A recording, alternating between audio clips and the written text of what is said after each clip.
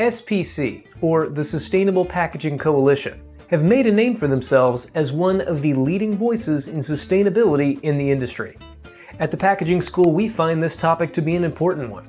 So we sat down with SPC Director Olga Kachook to discuss the importance of strong communication with consumers, the benefits of third-party certifications, a trend they've coined as paperization, and much more.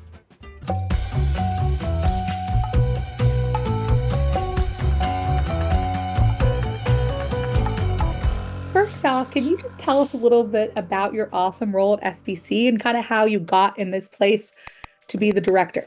Sure. So my name is Olga Kachook. I'm the director of the SPC, which stands for the Sustainable Packaging Coalition. And we are a membership-based group of companies from all across the packaging value chains.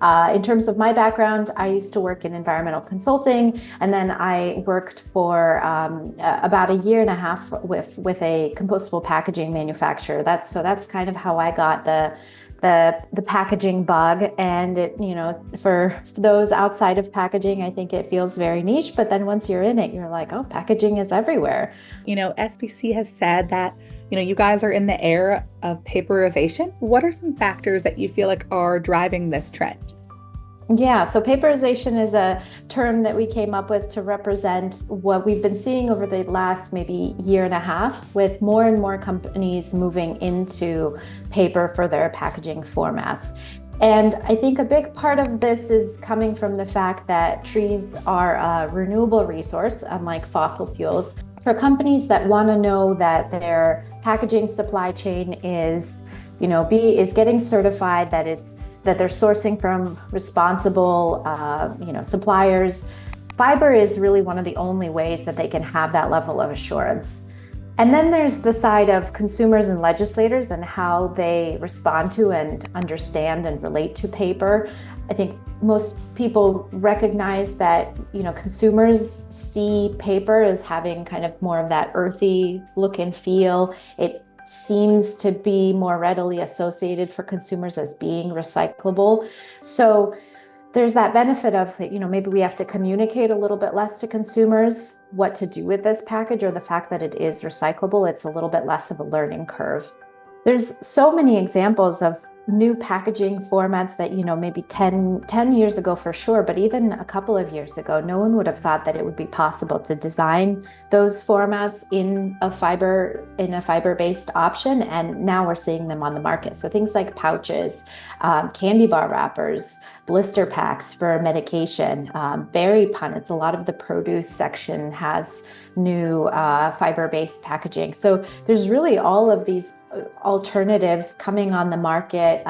In the secondary packaging, protective packaging, a lot of the bubble wrap is being replaced with fiber-based wrap alternatives. It's really exciting, cool innovations. So how do you feel like companies can, effectively and responsibly market these, sustainable sourcing practices to avoid, misconceptions, and making sure they're accurate and transparent and credible to their client base?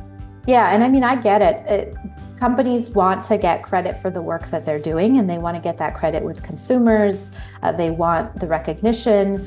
They want the sort of, green halo of more sustainable materials, especially if it's part of their brand identity.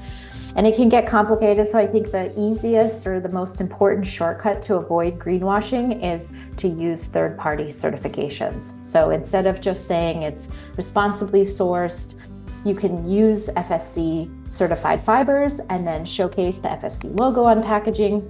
And then I think this is the most important and really the missing piece is you have to explain to consumers what this means. I think with FSC, more and more consumers are starting to understand that generally speaking, this means that something good happened for forests along the way. But there's really a lot more that we could do to educate consumers.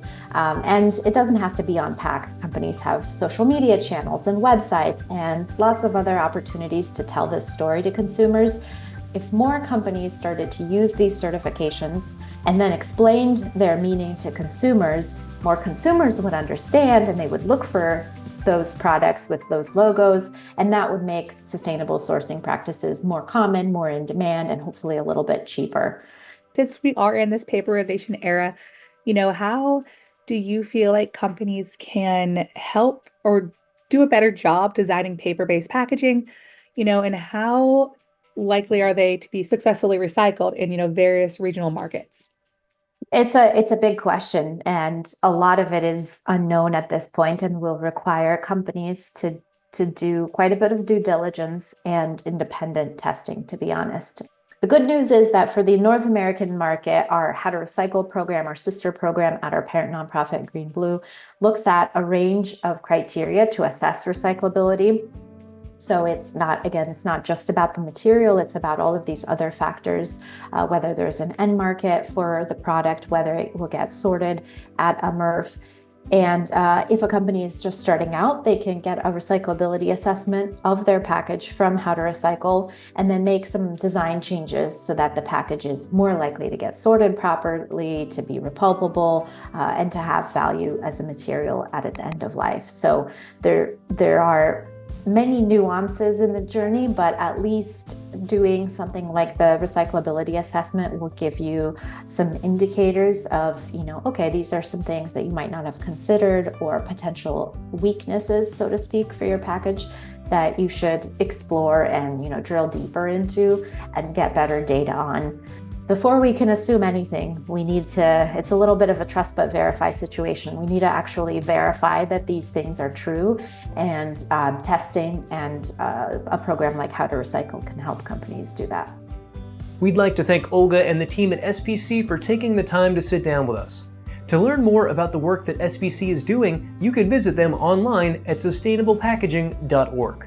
And as always, we welcome you to subscribe to the Packaging School on YouTube for more videos just like this one.